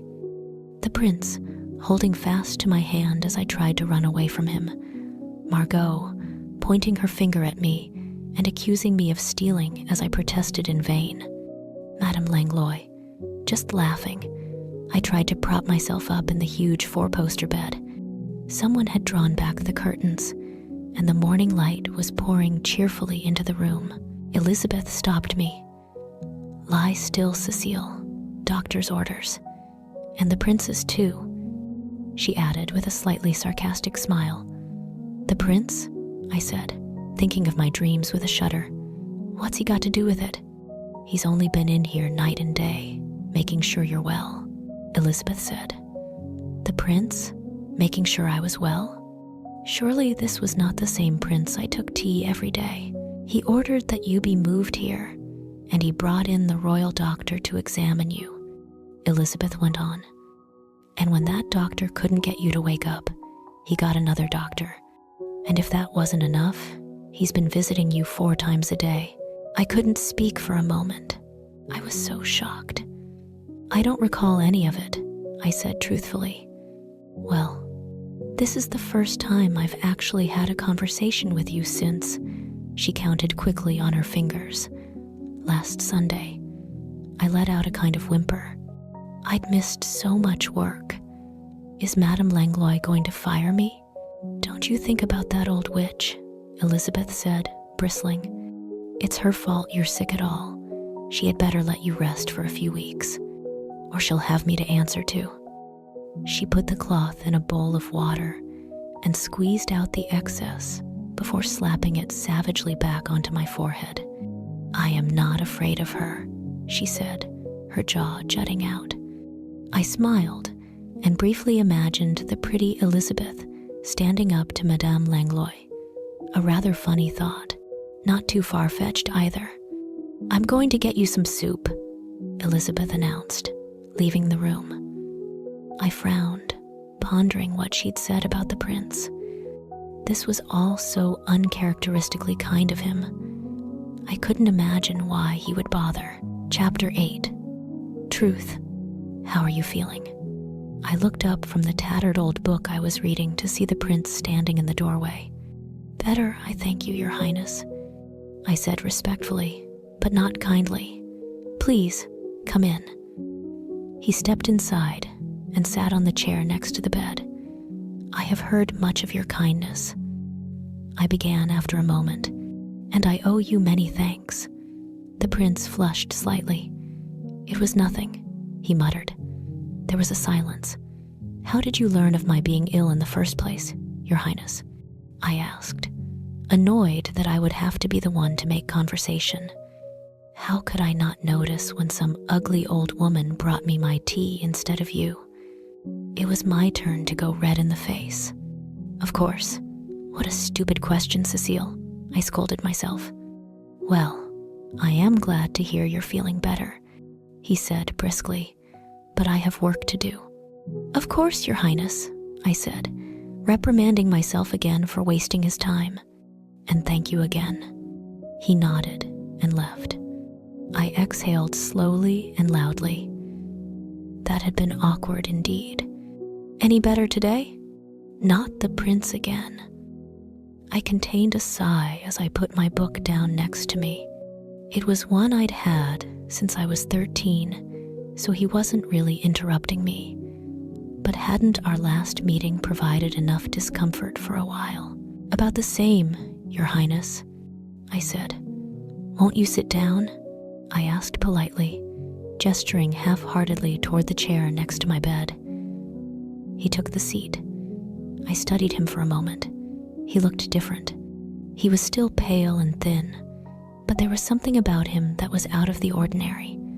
After a moment, I realized what it was. He seemed to have, yes, that was it, a new kind of determination about him, which surprised me. I had expected his usual weariness. He ran a hand through his dark hair idly, and then picked up my book. "Don Quixote," he said, nodding appreciatively. "I love this book. Is it the first time you've read it?" "Oh no, sire," I replied. "I've probably read it 100 times by now." I laughed lightly. "Well, if you could always, borrow some from the Royal Library," he stammered. "I'd be happy to get you a few, like I needed any more of his charity." "Thank you, Your Highness, but I wouldn't dream of." "Nonsense. I'll bring you something tomorrow," he said with a slight awkwardness. "I would like that very much, sire," I told him blandly, giving up. He gave a slight frown and looked away from me. Now I'd upset him. "I haven't read a new book in years. That would be lovely," I said as happily as I could manage. He smiled, not his usual arrogant smirk, just a friendly, if a little timid smile. I didn't know if I'd ever seen the expression on his face in all the years I had known him. "Good. I'll bring you something new tomorrow. But you are not well. I can tell that much. I shall leave you now." Finally, I thought. The prince kept his word. The next day, he brought me a book just after lunchtime. "I know you liked Don Quixote," he said, "so I think you'll like this. It's by Scarron. It's very funny." I thanked him, and he went on. "How are you feeling?" he asked me, as was always his custom to ask, multiple times a day.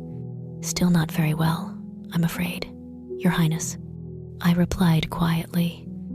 "I still have a fever, and Elizabeth says I must keep to my bed a week or two yet." and I suffer most of all during your visits." I thought. "I wouldn't have it any other way," the prince said. "You must not get up until you are quite sure you are completely recovered." "That is very generous of you, Your Highness," I said, embarrassed of my own disrespectfulness. He was being so kind to me. What right had I to question and scorn? "It is my responsibility," he said, then added, with a pink tinge in his pale cheeks, "and my pleasure." I was puzzled again. As he left the room, I thought about how repulsive a person I had always found him. He had been selfish and completely unfeeling. Now he was making such obvious efforts to act kindly and gentlemanly. What had happened to the childish prince in the drawing room, bickering over a servant girl's wages and arguing with a mere maid? What could have affected such a change in him, and why? We were always arguing, and now suddenly he cared about what happened to me. He had, on numerous occasions, asserted quite clearly that I was nothing but another subject. Then why was he giving me this special treatment? Over the next few weeks, I ravenously read the Scarron and 2 or 3 others he brought me. We discussed them when he visited. I was surprised to find him a very thoughtful companion. He truly understood what was going on in the books, more than just the plot. I had never had anyone like that, except maybe Papa. Not only was I getting stronger, but the prince's health seemed to be improving as well. With each passing day, I saw his dark circles lifting, the immature tone in his voice disappearing, and his dark eyes gaining some life. His face was still chiseled, but not quite so gaunt. His skin retained its natural fairness, but lost the sallow tinge. He smiled more and more. We laughed over the books and spoke gaily of times gone by. And yet I could not quite forget the way he had been before, wondering whether the people of the kingdom were still starving. I wanted to be his friend, but was I betraying my family and fellow servants? "Mademoiselle Pierpont," he said softly one day, "how did you become so ill in the first place?" I hesitated. I knew, no matter how much I hated her, that I could not betray the fact that Madame Langlois had sent me into the rain. "I think," I began carefully, "that all the stresses of the past year were just building up, and then on the way home from town, I got caught in that horrible storm." He nodded. "I know exactly what you mean. I was deeply affected by my father's death, and what with the debts and the poor harvest, it all just..." He looked up at me with dead, hopeless eyes. I smiled reassuringly at him. "It has been hard on all of us," I said. "Your Highness, I have a confession to make," I said the next day. "No, stop, Cécile," I told myself urgently, but I still went on. "A confession?" I sighed, looking away from him. I did not speak the truth about how I became ill. I did not get caught in the storm. I was, in fact, sent out into it. I took a deep breath and told him the story of Margot's and my punishment from Madame Langlois. He shook his head stubbornly at the end of it. "I simply cannot believe that," he said. "Madame Langlois would do no such thing. She is far too prudent. Your Highness, Madame Langlois may be a prudent housekeeper," I said, my voice sounding stronger than I felt, "but I cannot call her a kind woman. The servants are terrified of her. She gives out cruel punishments for minor infractions. We scarcely get 2 meals a day. We are paid even less than you think." He held up a hand, his face set. "Stop, mademoiselle." "No, sire, I will not," I said loudly. "Your servants are suffering, and you're too cowardly to do anything about it." He stood up. "Madame Langlois," he said, with a quiver in his voice, "is a faithful and sensible woman who knows better than to treat my servants this way." I glared stubbornly at him as he left the room, vowing to prove that I was right. "Hope you liked it," Please review Chapter 9, Triumph. Whatever progress I had made over my ailment vanished abruptly. The fever was worse than it had been in a week, and whenever I thought of the prince, I felt as though the few bites of soup I'd had would come rushing back up. I pictured his face, his disgust with me, and wanted to cry. What was the matter with me? Why did I care what the prince thought of me? It wasn't as though he hadn't always thought ill of me. Why was his good opinion suddenly so important? Why was I suffering so much when I had always found him so repulsive?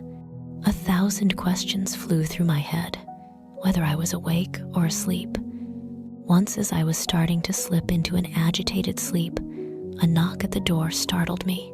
"Come in," I croaked with annoyance, and too weak to turn my head toward the door. It was probably Elizabeth anyway. Why couldn't she leave me alone?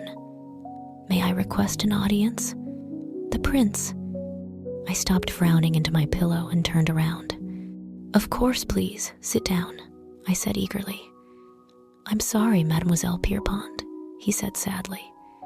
"I should have listened to you. I simply had no idea what was going on under my own nose. Then I just started paying attention and saw things I'd been blind to. You were right. Can you forgive my arrogance?" It all came out in a rush, and he was breathing deeply. I knew how hard a speech of this kind had been for him. Sitting at my side at that moment, he looked about 3 times taller than normal. His face was resolute and regal, despite his apologetic expression. I smiled at him. "Of course I can. I've missed talking to you the past few days." We both reddened slightly. There went my mouth again. It had just slipped out. While it was true, I would never have said something so candid had I been thinking. "Well, what is to be done then?" I said, still blushing. I am not sure," he said uncomfortably. "I do not wish to act rashly." I nodded. "Of course, Your Highness." He opened his mouth as though he had something to say, then closed it again. He looked around the room for a moment before his eyes settled on me again. "How are you feeling?" "Much better," I replied. "Cécile, the entire castle is in uproar, and you'll never guess what over," Elizabeth cried, running into my room a few days later. I sat up. I'd been feeling well enough the past few days that I didn't have to lie down continually. "What is it, Elizabeth?" She grabbed my hands. "I know you won't believe this, but the prince has dismissed Madame Langlois." I smiled. He had finally had the courage. "Well, you don't seem terribly surprised, but I can scarcely believe it," Elizabeth said breathlessly. Hélène said she left the place in a huff, shouting things back at all the servants. And, oh, how I wish I had seen it. I was mopping the floors in the gallery upstairs, but it sounded magnificent. I should have liked to tell that woman what I thought of her. I giggled and went back to my book as she left. Not long after, the prince had hired a new housekeeper, Madame Tessier. Though she clearly had less experience than Madame Langlois, she was a kind and level-headed woman, and the servants obeyed her readily, and she took criticism well, seeming dedicated to do the very best she could. But everyone agreed that the prince could have hired a goat as housekeeper, and the relief from Madame Langlois would have still been welcome. It was now April, and my impatience to leave the stuffy castle was helping me to recover. I was getting steadily stronger. The doctor had told me that within a day or two, I would be able to go back to work. What a miraculous recovery. "Have you been drinking magic potions?" he joked. Hélène winked at me from behind the doctor's back. "Your Highness," I said tentatively when I saw him next. "I have something to ask of you." "Yes, what is it?" "I've been thinking about it for some time, and you've been so kind to me, but I miss my family terribly. My father was very sick when I left him. Would you grant me a little time to visit them?" A frown crossed his features for a split second, almost invisible, before he said slowly, "Of course you must visit them. "Thank you so much, Your Highness." I smiled at him. "I've not seen them for nearly a year." "You're welcome, Mademoiselle Pierpont. Tell your father I wish him good health. You will return in a month." He swept his hand through his dark hair. "Here, take this," he told me, holding out a leather-bound volume. "It will remind you of the castle." La Princesse de Clèves. I read the title aloud. It was a famous book. "I wish you a safe trip," the prince said, leaving. I practically leaped out of the bed. I wasn't going to waste a moment. I would be seeing my parents soon. "You're sure you're up to such a long journey?" Elizabeth asked me the next day, looking a little anxious. "It is only a few hours' ride. See you in a month," I smiled, giving her a hug. She squeezed me tightly. "I'll kill you if you get sick again," she teased. "Have a good trip. Say hello to your parents for me." I climbed onto Diavolo's back, biting my lip unsurely. I hadn't dared to tell Elizabeth for fear of not being allowed to go, but I didn't actually know where my parents were. I was going to go to the town near the palace, where I hoped to find Elaine or Sophie or someone else who knew where they were. "Riding astride?" She snickered, though good-naturedly. "How am I supposed to gallop side saddle?" I joked in response. Grinning, I kicked my heels into Diavolo's sides. "Au revoir," Elizabeth yelled as we flew off. I turned back to her, waving wildly, and as I did, I thought I saw someone watching me from one of the second-floor windows, but I looked away. I had left my life of servitude for a whole month, and I wasn't going to look back until I had to. I turned around and breathed in the spring air. I couldn't suppress a smile as I felt Diavolo's powerful muscles working under me. I had forgotten the feeling of riding a horse. It was a little chilly out, but it didn't matter. The wind blew through my hair, and Diavolo's glossy black coat shone in the sun as we crossed the open plain. "Whoa," I said, slowing the horse down as we entered the forest surrounding the castle. There was a peace that completely engulfed us in the wood, a beautiful silence that I had long since forgotten. It took me back to when I was very little, when we lived in the forest, and I would spend my time exploring in the trees around our tiny home.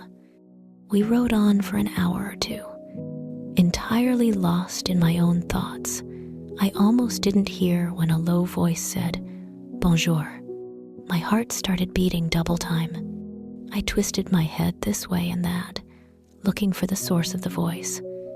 I gasped when I saw that I was surrounded by several scruffy-looking men and a sharp-faced woman. "Well, what have we here?" said one man tauntingly, looking at me like a cat about to devour a mouse. "I have no money," I said quickly, trying to conceal my fear. "I am but a servant and carry only a few slices of bread." "Are you sure, mademoiselle?" one of the men asked with a grin, fingering the dagger at his belt tauntingly. I nodded forcefully, a lump in my throat. I was sure they could hear my heart banging against my chest. "Give us your pack there," another man said. "I bet she's lying." I threw it to the man closest to me. "She speaks the truth. 'Tis only bread," he said quietly to his companions. "Got any jewelry?" I shook my head and pushed back my cloak so he could see that I had no bracelets or rings. "Nothing in the saddlebag?" I produced the book the prince had given me and said, "Only this." "What need have we for books?" one man scoffed. His ignorance annoyed me. I would have liked to have taught him about the importance of education, but after considering the tight fix I was in, I decided it would be best not to. "It seems she has nothing," one man said softly. "Let's move on." "Not so fast," the woman said in a loud, harsh voice. She examined me. She had a long face with angular features, and I was scared of her. "Look at her horse," she pronounced after a moment, with a cruel smirk. "Surely a maid could not possess such a fine animal." "I borrowed him. He's not mine," I tried, praying she would believe me. The woman raised a sinister brow. I swear, he belongs to my employer, I continued fervently. Your employer? Do we know him? Said one of the men. Yes. Have we robbed him? Cackled the woman. I work for the prince, I said. Those words did it. They seemed to decide that I was not worth the risk. You're lucky, mademoiselle, the first man said, sounding more amused than bitter. Lucky we are such cowards. These woods are not safe, not even for a servant of the prince, especially not for a servant of the prince, the woman said with her horrible sneer. The first man motioned to his companions, and they left me, though the woman gave me a scowl as she skulked off. I breathed a sigh of relief as I said softly to Diavolo, Come on, boy, let's get to town. We cantered the rest of the trail, and after a nervous half hour, were out of the woods. As my lunch had been stolen from me, a neat woodcutter's cottage at the edge of the forest was looking inviting. I brought Diavolo to a halt and tied him to a fence in front of the house before approaching a woman bustling about the garden. Excuse me, madame, but do you have a bit of food to spare for a poor traveler? I asked. The woman's eyes swept over me. Yes, she said civilly, though not kindly. We lunched at a strong wooden table in the main room of the cottage, joined by the woman's husband and their 2 children. Where do you come from? Asked the woodcutter, a broad man with a brown beard. What business have you in town? He took a bite of his stew, but his eyes remained on me. I am a servant in the castle, sir, I replied, and I believe I have family in town. You believe? He repeated. You do not know? I hesitated. I am not sure, but I think I will find them there. And you have come all the way from the castle, alone? His wife asked, sounding shocked. I nodded, looking downward. Yes, madame. She clucked at me reproachfully. The forest is not safe for a young woman like you. It's a wonder you made it this far, she chided. If only she knew, I thought. The forest is hardly safe for anyone.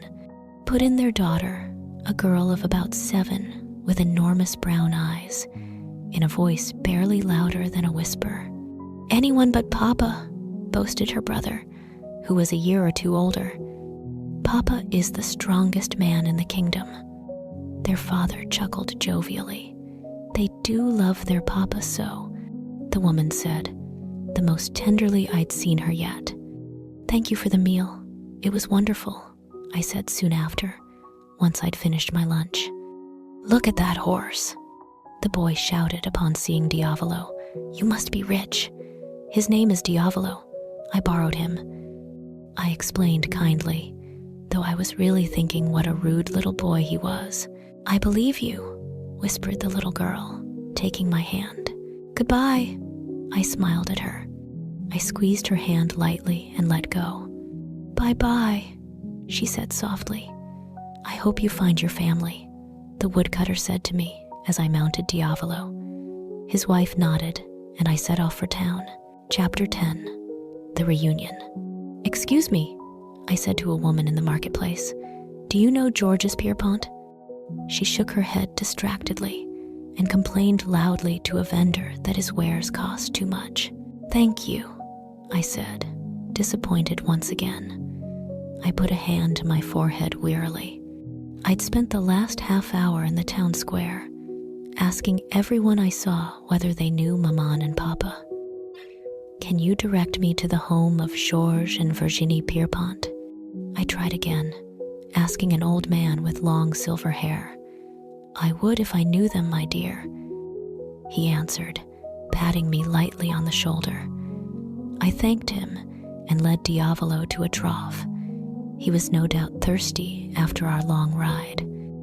Oh, Diavolo, I said, stroking his neck unhappily as he drank. What could have happened to them? Do you think they're all right? Still talking to horses, I see, Cécile, someone said lightheartedly from behind me. I whirled around. "Sophie! Oh, I am so happy to see you," I exclaimed, hugging my old friend for a full 20 seconds. "Oh, Cécile, where have you been? I haven't seen you in why? It must be a whole year now." "Yes, not since the palace," I nodded, still grinning at her. "And what are you doing here?" "I came to see my parents," I said. "Well, how fortunate of you to have found me." She laughed. "I'll take you to them, of course, but not yet." She linked arms with me and pulled me down a cobbled street.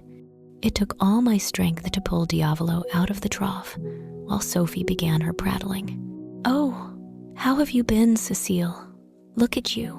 You're so tall and lovely now. Your hair has gotten so dark. Remember it used to be that terribly plain mouse brown shade? But tell me, how is the castle? Don't they feed you there? Really, your skin and bones, but so lovely. You quite put me to shame. How I envy you. But the castle, is it as pretty as they say it is? I hear the rose gardens are simply divine. Is that true?" There was so much to tell, but I answered simply, "Yes, I do like the castle. It's very old and beautiful, and the rose gardens are usually lovely, but those horrible rains rotted them all. And the prince has given me a month off to visit my family. How generous," Sophie said, looking slightly surprised. "A whole month for a maid," she eyed Diavolo. My cheeks heated up. A month did seem like a long time for a mere housemaid, I realized suddenly.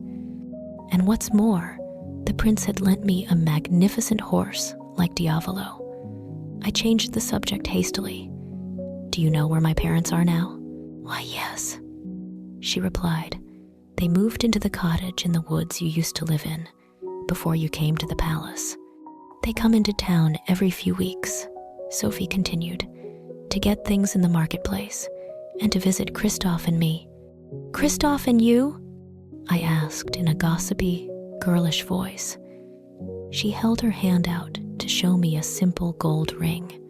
"We have been married for 3 months now," she said, blushing. "Oh, Sophie, I am so happy for you," I said sincerely, hugging her again. "Christophe is completely wonderful," she finished. "Oh, I love him so much. Here, come with me. I was just heading home from buying some meat for dinner. See, here it is in my basket. You will stay with us tonight. You can't possibly consider going the cottage now. It is too late to venture so far." "Thank you. I would love to stay with you," I replied with a smile. "So, Sophie, what else has gone on in my absence? How I've missed you all. How is your brother?" "Well, so much has happened," Sophie said, playing with a strand of blonde hair. "Alain has gone.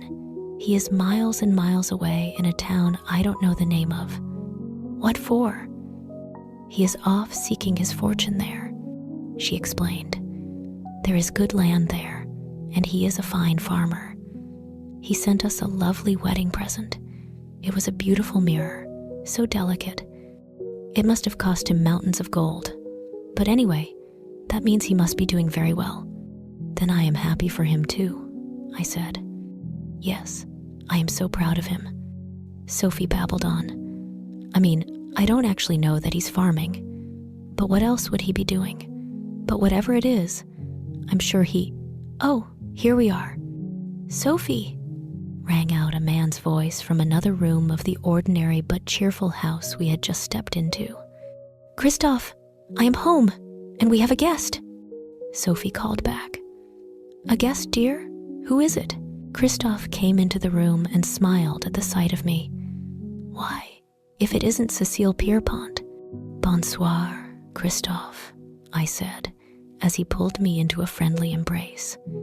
"And congratulations," Sophie giggled. "Cécile has a month off," she told him. "Well, you're welcome to stay here if you'd like," Christophe said. I had always liked Christophe, I thought with satisfaction. Handsome and lively, He was perfect for my friend. I thank you very much. But I would like to see my parents, I replied. But of course, Christophe said. We'll take you to them in the morning. They're in that old cottage. It's not too far from here. And you can come back and visit when Alain comes, Sophie cried. He'll be here in a few weeks, you know. You forgot to tell me, Sophie, I chided lightheartedly. Of course I'll come back when he's here. I've not seen him in a whole year. 2 hours or so after we had set off from the house in town that morning, Christophe and I trotted into a clearing. I had been completely lost in my own thoughts. The sudden change of surroundings took me by surprise, and I squinted in the bright light. My heart skipped a beat. There it was, the cottage, looking as though I had never left it. I surveyed it, my eyes tearing up a little. It still had the same off-white walls and thatched roof. I got off Diavolo and walked slowly around the yard, lightly touching old stumps and rocks full of memories. I half expected Felix to come trotting out of the trees, poking around my pockets, looking for an apple. Christophe knocked on the door, snapping me out of my reverie. A moment later, it swung open with a squeak to reveal Maman standing there, wiping her brow. Bonjour, she began before gasping. Cécile, she cried, running and hugging me. Oh, how I've missed you. I've missed you too, Maman, I said, holding her tightly. Cécile, Papa said, coming outside as well. Cécile, you're back. Yes, I'm back, I smiled, hugging him as well, but only for a month. Maman and Papa glanced at each other for a moment, and I looked at them suspiciously. Well, a month is still a long time, Maman said smoothly before I could say anything, leading Christophe and me to the table. But where is Sophie? Papa asked. Well, I'm riding old Hugues, Christophe explained, gesturing to his horse. And she couldn't well come without a horse of her own. But she does send her love. Dear Sophie, Maman said with a fond smile. Well, who would like some lunch? You must eat something, Cécile. You're far too skinny. After lunch, we said our goodbyes to Christophe, and we went to sit outside in the warm afternoon Sunday. So, you did like it at the castle? Papa asked.